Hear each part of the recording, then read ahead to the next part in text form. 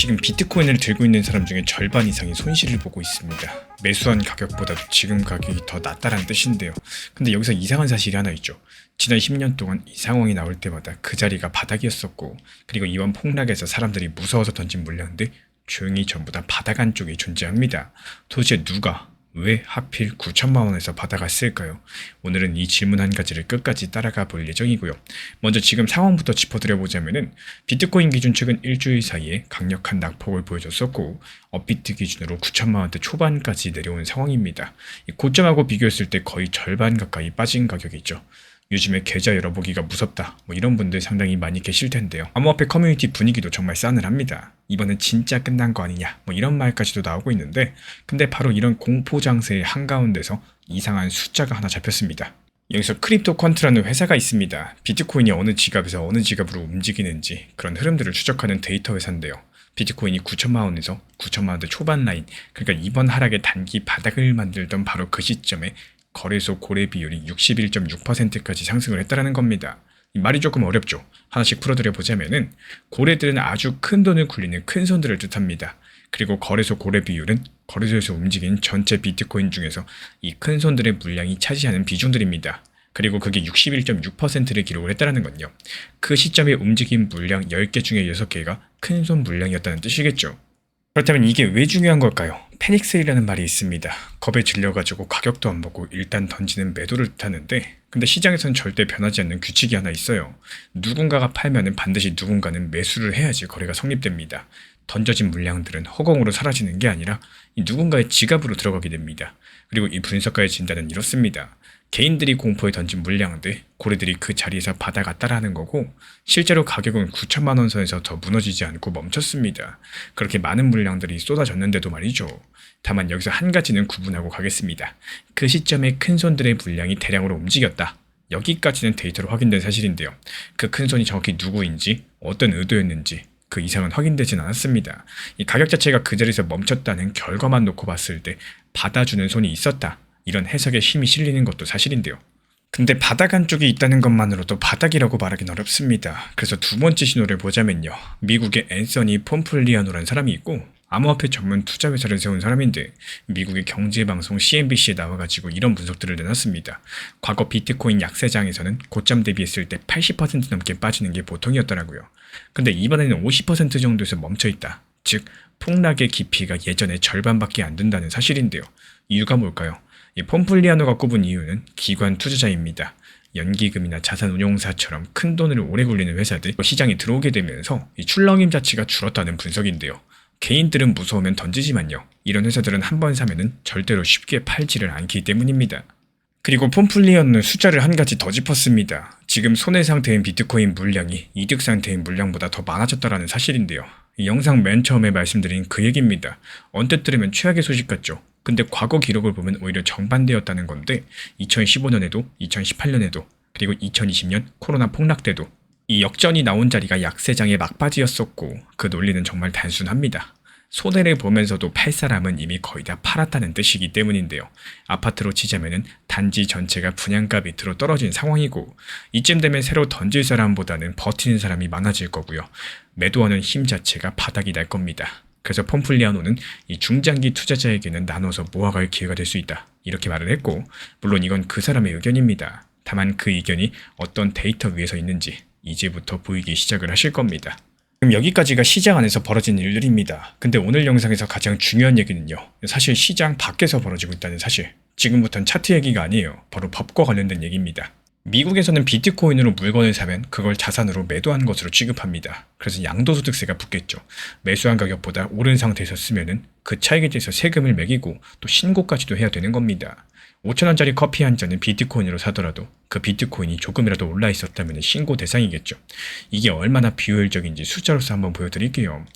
크라켄이라는 미국 거래소 한 곳이 작년 한 해 동안 국세청에 제출한 세금 서류가 5,600만 건입니다. 딱 한 곳에서만요. 그래서 코인베이스의 세금 담당 부사장이 의회에 대고 이렇게 말을 했죠.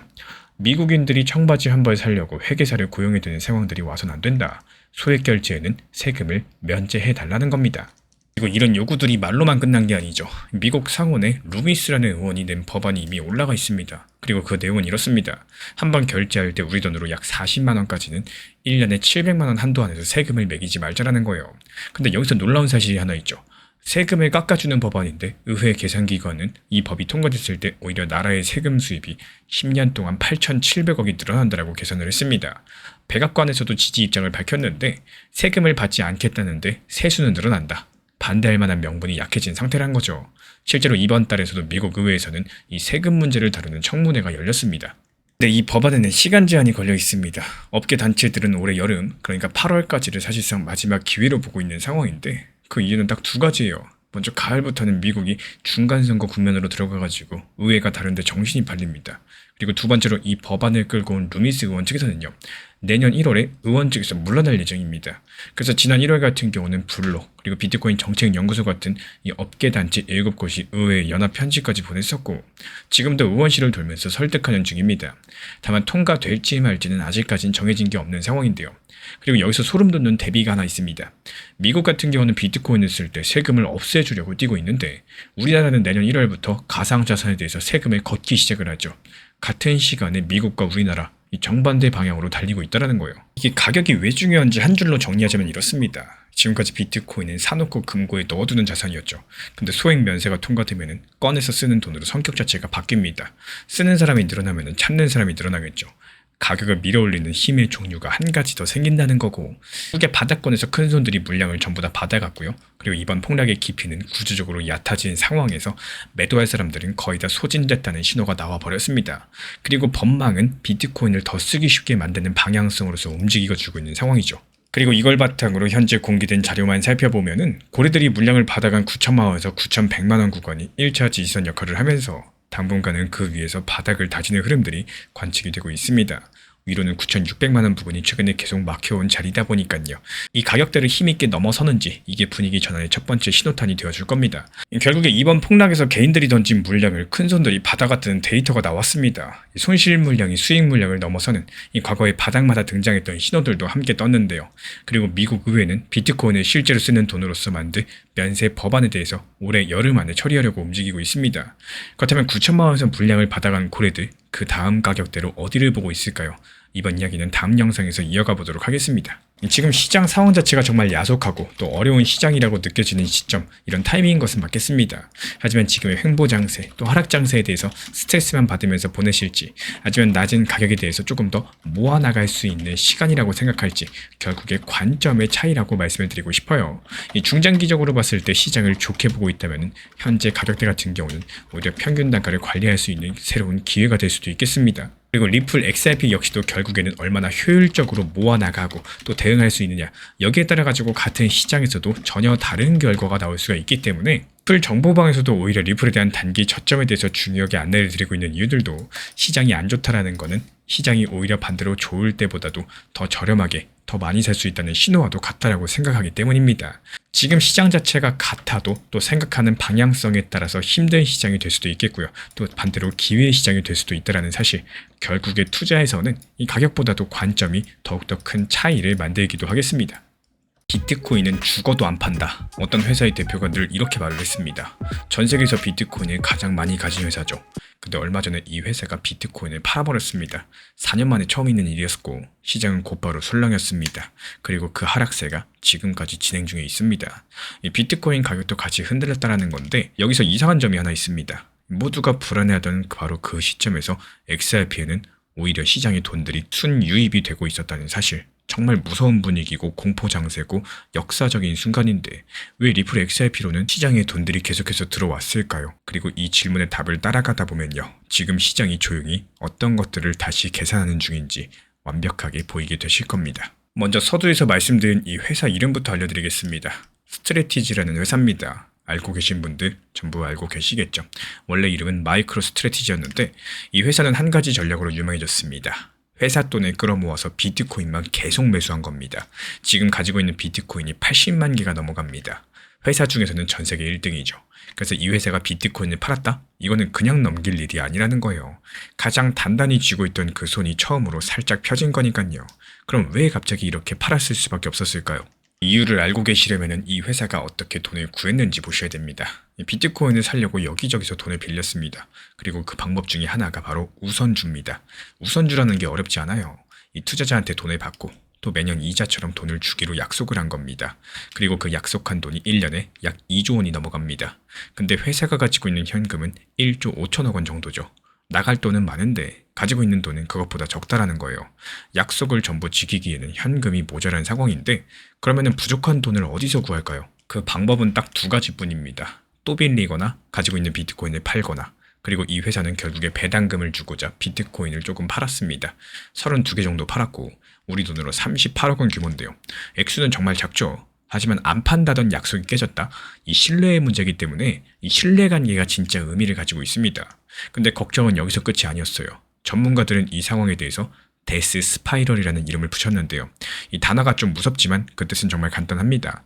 돈이 부족해서 비트코인을 팔았다. 그리고 팔면은 가격이 내려간다. 그리고 가격이 내려가면은 돈이 더 부족해진다.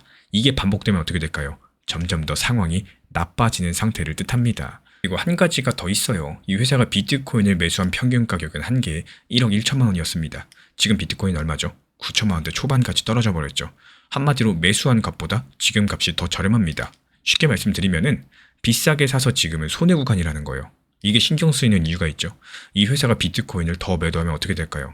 워낙에 가지고 있는 물량이 크다 보니까 이 시장 전체를 좌지우지할 정도로 강력하게 누를 수 있는 매도 물량들이 발생할 수 있다는 거예요. 그래서 지금 사람들이 잔뜩 겁을 먹은 거고, 근데 바로 이 지점에서 전혀 다른 장면이 나오고 있습니다. 말 그대로 같은 시간 XRP 쪽에서는 풍경이 상당히 달랐는데요. 가격만 보면 XRP도 약했었죠. 최근 일주일 동안 강력하게 폭락했었고 지금은 1,600원까지 떨어졌습니다. 비트코인 흔들리니까 XRP도 같이 흔들린 거예요.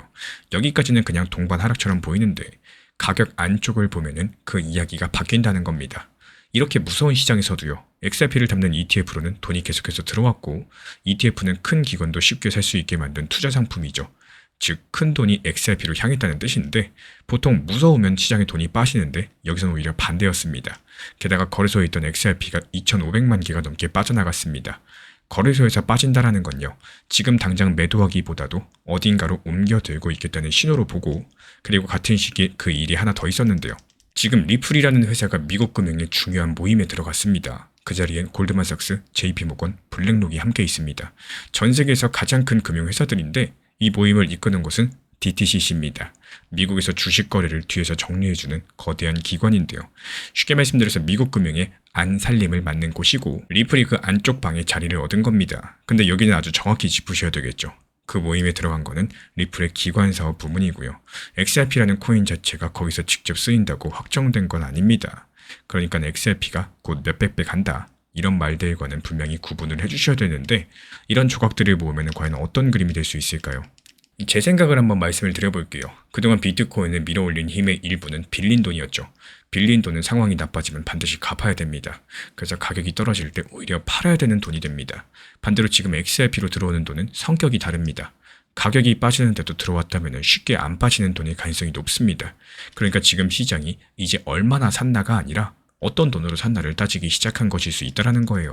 그러면 앞으로의 흐름들은 어떻게 될까요? 당분간 비트코인과 이 회사의 불안한 소식들이 시장 전체를 누릴 가능성이 크겠고 그동안은 XRP도 비트코인을 따라서 움직일 수 있습니다. 이때 가장 중요하게 볼 자리가 1,500원을 지지해주는지 여부고 이 자리를 지키는지가 단기적으로 핵심 신호겠죠.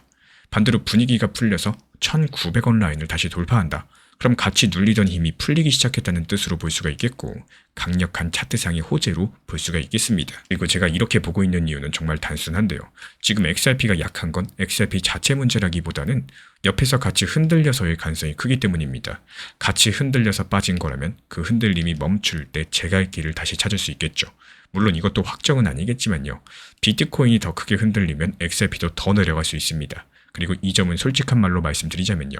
결국에 비트코인을 가장 많이 가진 회사가 처음으로 코인을 팔면서 지금 시장은 그동안의 상승이 진짜 힘이었는지 다시 되묻기 시작을 했다는 거고 그 순간에도 XRP로는 돈이 들어왔고요. 또 이건 시장이 코인을 양이 아니라 돈의 성격으로 보기 시작했다는 신호일 수 있겠습니다. 그래서 질문 하나가 남겠죠. 이 회사가 비트코인을 더 많이 팔기 시작한다면 그때 XRP는 함께 무너질까요? 아니면 처음으로 혼자서 다른 길을 걷게 될 수 있을까요? 내가 너무 자주 시세에 대해서 확인을 하고 또 스트레스까지도 받기 시작을 하면은 오히려 매매 습관 자체가 흔들릴 우려가 있다라는 건데요. 여기서 장기적으로 봤을 때 보유하실 계획이라면은 이게 하루에도 몇 번씩 가격을 확인하시기보다는 오히려 건강한 투자 습관들에 대해서 만드는 데 집중을 하는 것들이 더 중요하다, 이런 말씀을 드리고 싶습니다. 말 그대로 지금 시장 상황 자체가 안 좋다라고 판단이 될 때는요, 설마 여기까지 떨어질까 이런 싶은 구간에다가 분할 매수를 준비를 해두시고 오히려 더 내려오면은 추가로 모아당하겠다, 이런 마음들을 가져보는 것도 하나의 방법이라고 볼 수가 있겠는데요.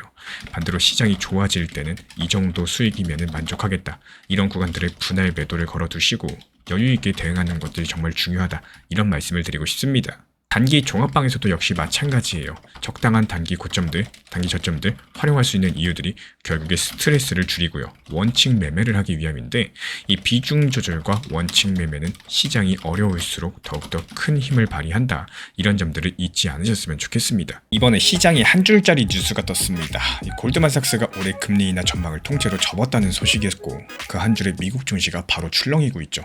코인을 들고 계신 분들 속이 철렁하셨을 겁니다. 금리가 내려가지 않으면 시장에 돈이 마를 거고요. 그러면 코인 같은 위험한 자산부터 당연히 흔들리겠죠. 근데 저는 이 뉴스를 보자마자 조금 이상한 생각이 들었고, 이거 오히려 리플한테는 조용히 좋은 신호 아니냐. 금리가 안 내려가는데 왜 은행들이 오히려 리플 쪽을 더 쳐다보게 될까요? 오늘은 이 질문 하나를 끝까지 한번 파보도록 하겠습니다. 먼저 지금 시장이 왜 겁을 먹었는지부터 짚고 가보도록 할게요. 골드만삭스가 원래 올해 안에 금리를 2번 정도 내릴 거다 봤고요. 근데 그 전망을 접고 인하 시점을 내년, 그러니까 2027년으로 미뤘어요. 그 이유는 미국의 5월달 고용 성적표였습니다. 일자리가 한 달 동안 얼마나 늘었는지 보는 숫자인데, 전문가들은 한 8만 개쯤 늘 거라고 봤어요. 근데 실제로는 17만 개가 넘게 나왔습니다. 예상치의 2배가 넘는 가격인 거고, 경제가 이렇게 튼튼하면은 이 중앙은행 입장에서 어떨까요? 금리를 서둘러 내릴 만한 이유가 전혀 없어지겠죠. 그래서 오히려 골드만 측에서는 금리를 인상할 거다, 이 가능성을 2배로 높여 잡아버렸습니다. 시장은 곧바로 반응을 했고, 발표 당일날 미국 나스닥 지수 폭락했고요. 고금리가 길어질 거다, 그래서 위험자산은 더 위험해질 거다, 이런 시장의 걱정들 틀린 말은 아니겠습니다. 이것만큼은 분명한 사실이에요. 근데 정말로 여기서 끝일까요? 이 똑같은 뉴스들 정반대로 읽는 사람들이 있습니다. 고금리가 길어지면 거의 모두가 한쪽만 봅니다. 돈이 마른다, 그래서 나쁘다, 전부 맞는 말이에요. 근데 고금리가 오래 갈수록 조용하게 비싸지는 게 하나 있죠. 이 대부분은 이걸 그냥 지나치십니다. 바로 은행들이 해외에 미리 묶어두는 돈들인데, 이게 무슨 말인지 아시면 왜 갑자기 리플 얘기가 나오는지 정확하게 보이기 시작을 하실 겁니다. 은행이 최소한 다른 나라로 돈을 보낼 때를 한번 생각을 해볼게요. 빠르게 송금을 하려면 은행들은 그 나라 은행에 자기 돈을 미리 넣어둡니다. 필요할 때 바로바로 꺼내 쓰려고 할 겁니다. 근데 문제가 뭐냐? 그 돈이 그냥 거기 가만히 잠들어 있다는 겁니다. 은행 한 곳이 아니라 수십 개 나라에 이렇게 돈을 깔아둬요.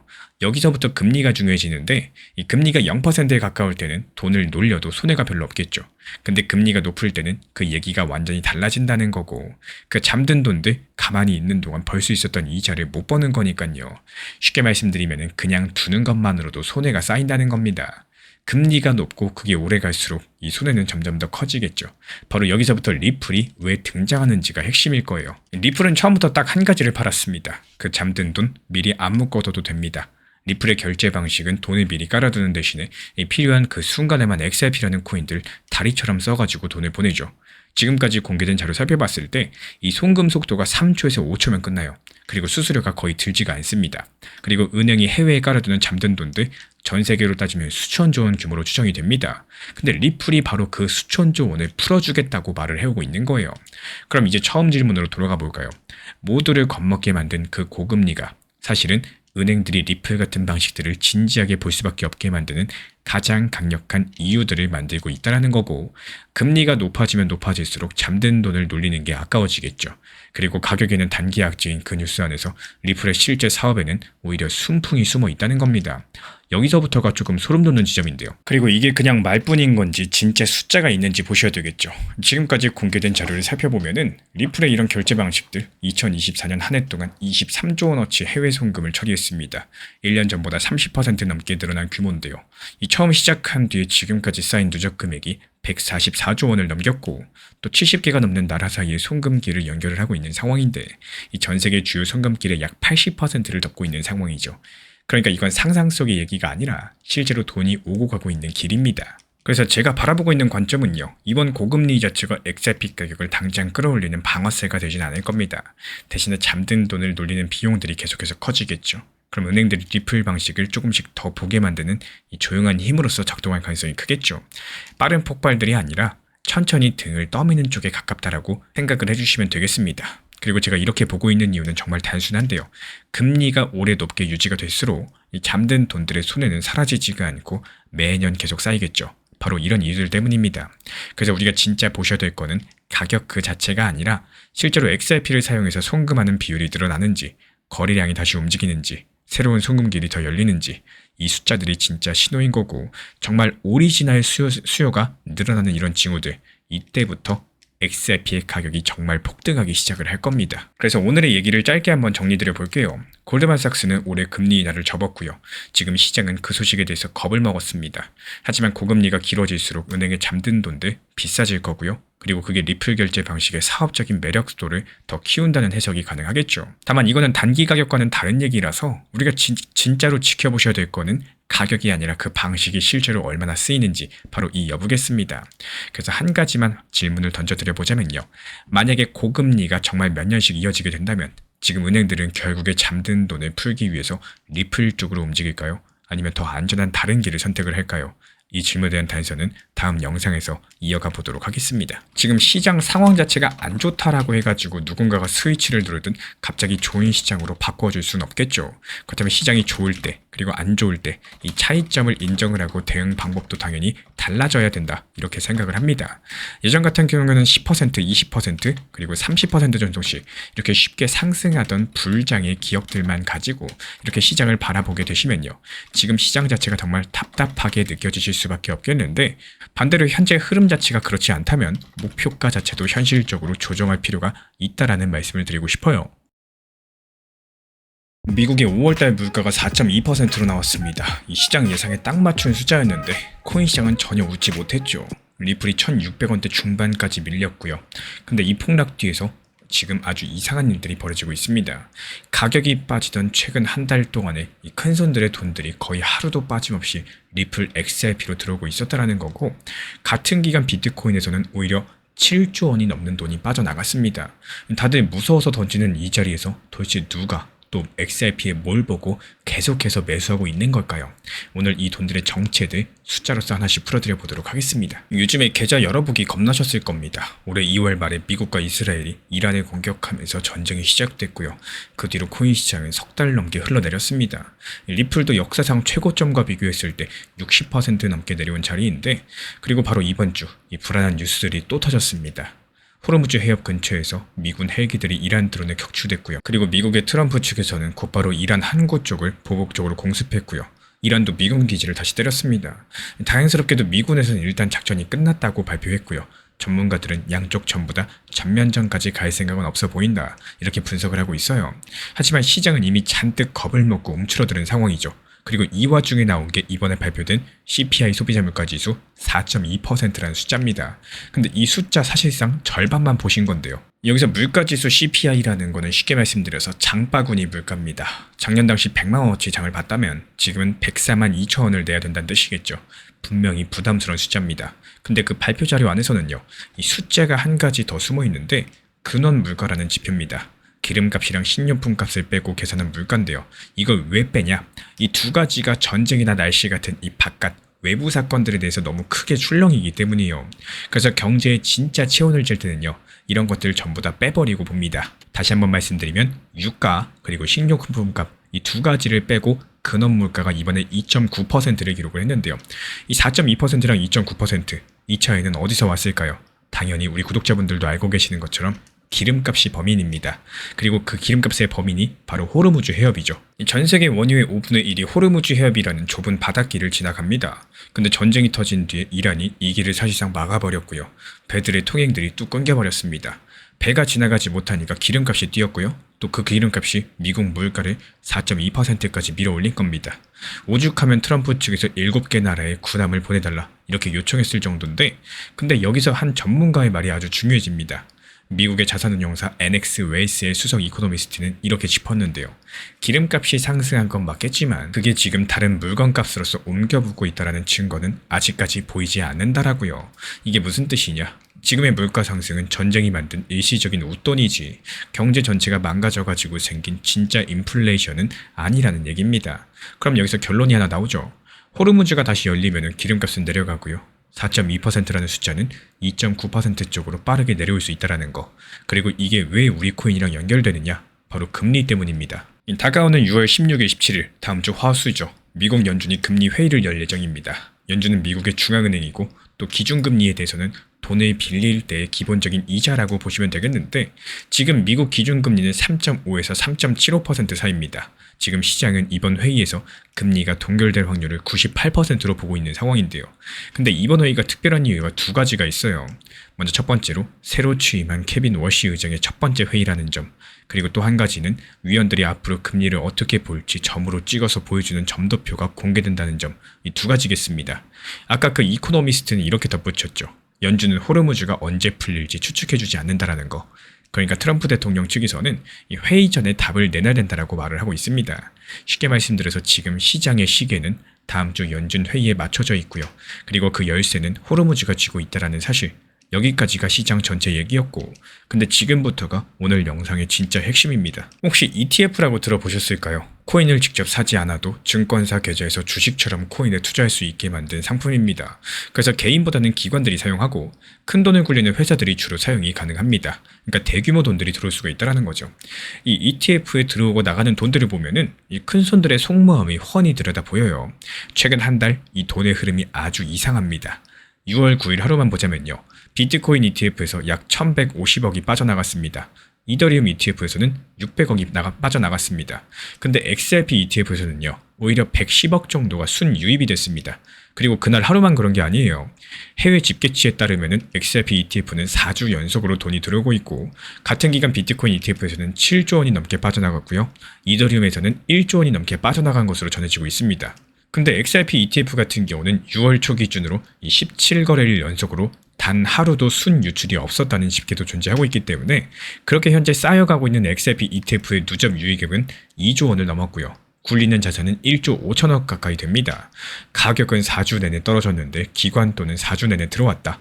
이게 오늘 제가 보여드리고 싶었던 그림입니다. 근데 여기에 겹쳐보면은 소름 돋는 데이터가 한 가지 더 있는데요. 그리고 온체인 분석업체 글래스노드는 지금 XRP에서 강력한 투매가 나오고 있다고 분석을 했고 투매라는 거는 손해를 보면서도 견디다 못해서 코인을 던지는 걸 뜻합니다. 그러니까 지금 개인들은 손절하면서 던지고 있다는 뜻인데요. 던져진 물량들은 사라지지 않습니다. 누군가는 받고 있다는 얘기겠죠. 실제로 XRP 쪽으로 시장 자금이 돌고 있고요. 또 새로 만들어지는 지갑 숫자가 급증했다는 외신 보도까지도 나왔습니다. 기관이 호르무즈 이후에 시장들을 미리 준비하는 움직임으로 보는 시각도 있고요. 반대로 잠깐 스쳐가는 투기성 자금일 뿐이라는 시각도 존재하고요. 그리고 솔직하게 짚고 갈 부분도 하나 있는데 이 하루에 110억이라는 유입은 시장 전체에서 빠져나가는 돈에 비하면 아직까진 작습니다. 그래서 기관이 사는데도 가격은 오르지 못하고 있다는 거고 즉 지금의 자금 흐름은 방향성을 보여주는 신호이지 아직까지 가격을 들어올릴 크기는 아니라는 거. 이것만큼은 분명히 해두겠습니다. 그럼 이 신호가 진짜가 되려면 과연 뭐가 필요할까요? 지금까지 공개된 자료를 토대로 봤을 때 제가 바라보는 관점은요. 호르무즈가 머지않아서 협상으로 다시 열리는 쪽입니다. 그리고 그 근거는 세 가지입니다. 먼저 첫 번째, 이번 충돌 직후에 미군이 먼저 작전 종료를 발표했고요. 또 전문가들은 양쪽 모두 전면전을 피하려고 한다. 이렇게 보고 있고요. 4월 달에 맺은 휴전도 형식상 아직까지 살아있습니다. 그리고 두 번째, 트럼프 측에서 이번 충돌 직전까지만 해도 협상 타결이 며칠, 아니 몇 시간도 안 남았다라고 말을 해왔습니다. 그리고 세 번째로 시간표인데요. 연준 회의가 다음 주에 있죠? 그럼 물가의 원인이 호르무즈라는 거 이거 모두가 알고 있는 상황에서 미국 입장에서는 이 문제를 최대한 빨리 끝내야지만 금리를 내릴 수 있는 길들이 열릴 수밖에 없겠죠. 그래서 만약에 이 시나리오대로 해협이 열린다. 기름값이 내려가고 다음 달 다다음 달 물가는 2.9% 쪽으로 붙고요. 연준의 금리 인하 카드가 다시 살아납니다. 금리가 내려가면 시중에 돈이 돌고요. 또 그 돈은 보통 코인 같은 위험자산으로 흘러듭니다. 그때 이미 4주째 기관 돈이 들어와 있던 XRP는 출발선상에서 한 발 앞서 있는 셈이 되는 겁니다. 물론 이건 추론이겠지만요. 이 협상이 길어지고 해협이 계속 막히게 되면은 물가도 코인도 한 번 더 힘들어질 수 있다는 반대 경우도 열어두셔야 됩니다. 차트에서 직전까지 버팀목이던 1,900원 부근이 무너진 상태이기 때문에 이제부터 그 자리가 오히려 거꾸로 첫 번째 벽이 됐다는 거, 이것 정도는 기억해 두시면 좋겠습니다. 결국에 5월달 미국 물가는 4.2%였겠지만 기름값을 뺀 진짜 물가는 2.9%였고 그 차이를 만든 범위는 호르무즈입니다. 리플이 1,600원대로 밀리는 이 최근 한 달 동안에 기관 자금은 XRP로 오히려 꾸준히 들어왔고요. 같은 기간 비트코인에서는 오히려 7조 원이 넘게 빠져나가 버렸습니다. 그렇다면 이제 다음 주 미국 연준 회의 그리고 호르무즈 해협 협상, 이 두 가지가 6월달 시장의 방향성을 정하게 될 거라는 거고, 그렇다면 호르무즈가 열렸다는 속보가 뜨는 순간 우리가 가장 먼저 확인하셔야 될 숫자는 과연 뭘까요? 그 이야기는 다음 영상에서 이어나가 보도록 하겠습니다. 이 해외 거래소라거나 선물 매매처럼 잘 모르는 투자에 신경을 쓰는 것보다는요, 업비트, 빗썸, 현물 매매만으로 충분히 좋은 투자가 가능하실 겁니다. 만약에 시장이 어렵고 또 무엇을 해야 될지 모르겠다. 그렇다면 매달 날짜를 정해놓고 비트코인이라거나 아니면 리플 XRP에 대해서 이런 대형 코인들 그냥 꾸준히 단순하게 모아가는 이런 방법들도 생각을 해볼 수가 있겠죠. 이 사실상 지금이 고점이냐 저점이냐 누구도 정확하게 알 수가 없겠죠. 그래서 정해진 날짜에 같은 금액으로 꾸준히 매수를 하다 보면요, 이 높은 가격에서도 사고 또 낮은 가격에서도 사게 되면서 평균적인 매입 단가를 자연스럽게 관리가 가능해집니다. 지금 시장 같은 경우는 단기간에는 예측이 어렵겠지만 길게 보면 꾸준히 성장해온 역사적인 배경들이 있습니다. 그래서 너무 조급하게 생각을 하시기보다는 오히려 긴 호흡으로서 시장을 바라보는 것들이 정말 중요하다, 이렇게 생각을 하는데요. 결국에 이 투자에서는 빠르게 가는 것보다 오래 남아있는 것들이 더욱더 중요합니다. 오늘 못 샀다고 내일 못 사는 거 아니죠. 지금 이만큼 수익 중인데 내가 팔까 말까 고민될 때, 그때는 일부 분할 매도를 통해서 내 것으로 만드는 것들을 습관화해 보시면 분명히 도움이 될 거라고 생각을 합니다. 지금 일론 머스크 주변은 온통 좋은 소식들 뿐입니다. 근데 도지코인 가격은 오히려 떨어지고 있죠. 정말 이상하지 않으신가요? 아니, 이렇게 좋은 소식들이 쏟아지는데 왜 도지코인만 이렇게 빠지고 있을까요? 그리고 여기는 더 이상한 게 하나 있습니다. 이 가격이 하락하는 바로 이 순간 지금 큰손들은 도지코인을 오히려 조용히 사모으고 있다는 사실인데요.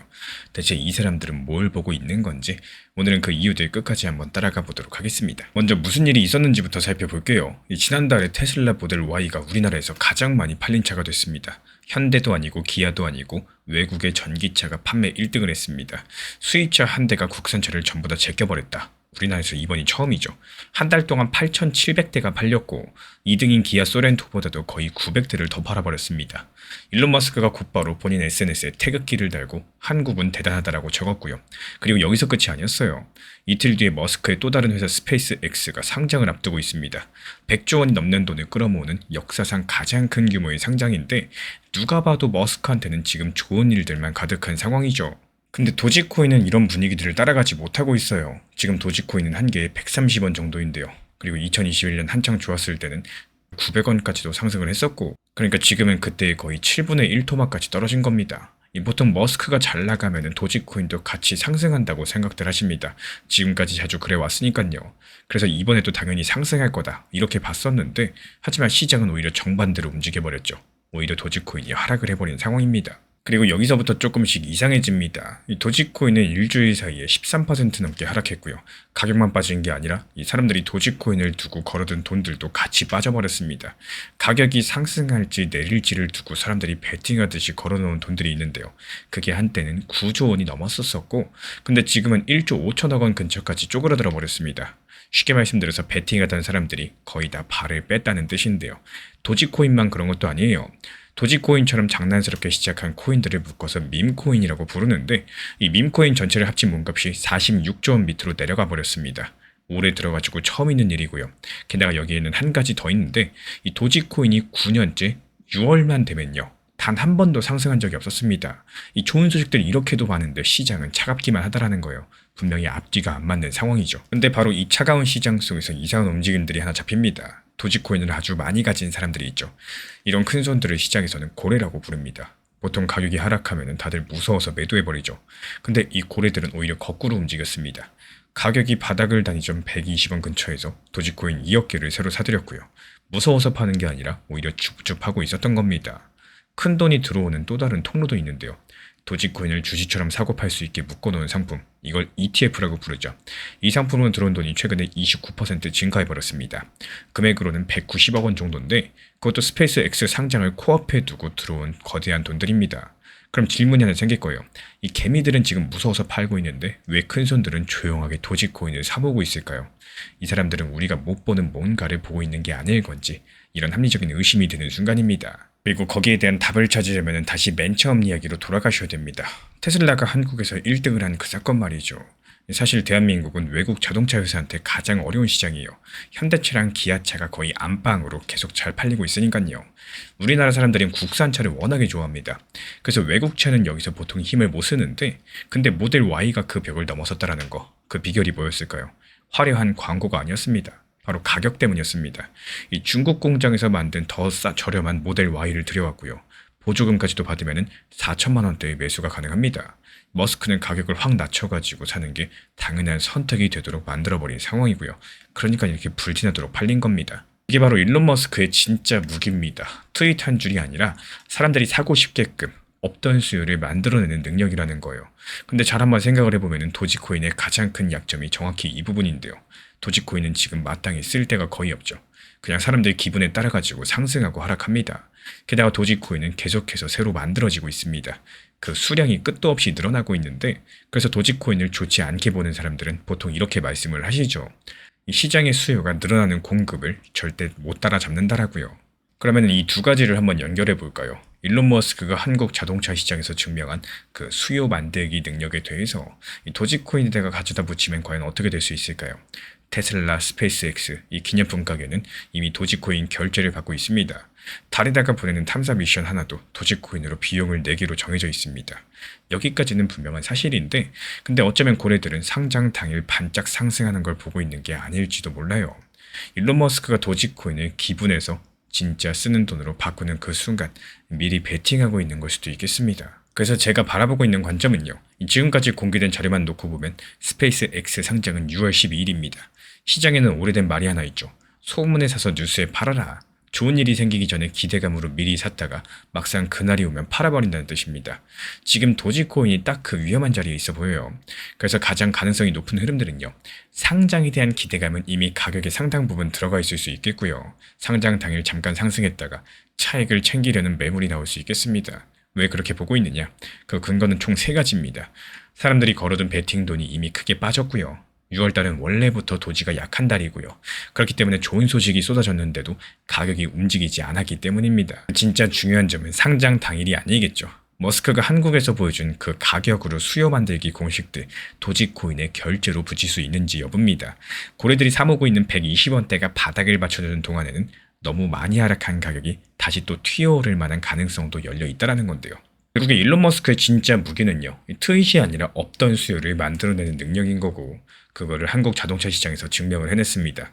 도지코인의 가장 큰 약점이 바로 그 수요인 건데 가격이 하락하는 지금 손들은 오히려 도지코인을 조용하게 사모으고 있다는 거예요. 그래서 진짜 분기점은 상장 당일이 아니라 일론 머스크가 그 공식을 도지코인에 가져다 붙이는 그 순간이 될 가능성이 높겠고 그럼 마지막으로 질문 한 가지만 남겨보겠습니다. 일론 머스크가 정말로 이 자신의 SNS 결제 기능인 엑스머니에다가 도지코인을 넣게 될 수 있을까요? 자유롭게 의견들 댓글로 남겨주시면 이 다음 영상에서 말씀드릴 예정이고 매도에 대해서 가장 잘할 수 있는 시점은 과연 언제일까요? 의외로 매수하기 전이 가장 좋은 시점입니다. 매수 전에는 분명히 목표가라는 게 있었었죠. 근데 막상 그 가격이 되면은 이게 더 상승할 것 같고 또 목표가 근처까지 오면 사람 심리가 욕심이 생길 수밖에 없게 될 겁니다. 그러다가 결국에 어떻게 돼요? 팔까 말까 고민만 하다가 수익 실현을 놓치는 이런 경우들이 반복되곤 하는데요. 그래서 가장 간단한 방법들은 뭐냐? 매수와 동시에 목표가를 정해두시고 원칙대로 한번 대응을 해보시는 겁니다. 단기 종합방에서도 목표가를 같이 안내드리는 이유가 팔아야지 내 돈이기 때문입니다. 매번 내가 최고점에서 매도가 불가능하겠죠. 그래서 속 편하게 차라리 비중만 잘 조절하고 상승할 거라는 욕심에 타이밍을 놓치는 것보다는 적어도 좋으니까 먼저 팔고 시장이 좋지 않아도 재미를 느끼고 이렇게 이 시장에서 내가 할 수 있는 것들을 만들어 나가는 게 훨씬 더 효율적인 대응이 되실 겁니다. 최근에 시장이 너무 답답하다 보니까 정보방 입장에 대해서 문의 주시는 분들께서 많아지셨어요. 먼저 제일 중요하지만요. 제가 안내드리는 모든 정보방은 업비트, 빗썸, 현물 매매로서만 안내 도움 드리고 있습니다. 지금 화면에 보이시는 번호나 혹은 댓글 링크에 있는 신청란을 통해서 신청 주시면은 안내를 도움드리고 있고요.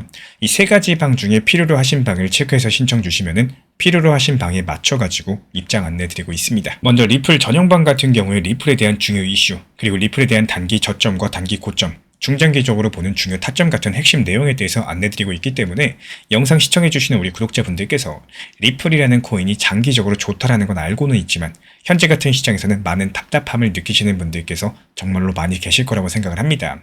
이 적당한 일부 비중은 단기 고점과 저점을 살려서 효율적인 대응을 만들어 가시고 또 오히려 중장기적으로 더 잘 가져가기 위한 효율적인 매매하시는 것들을 추천드려요. 그리고 두 번째로 종합 브리핑방입니다.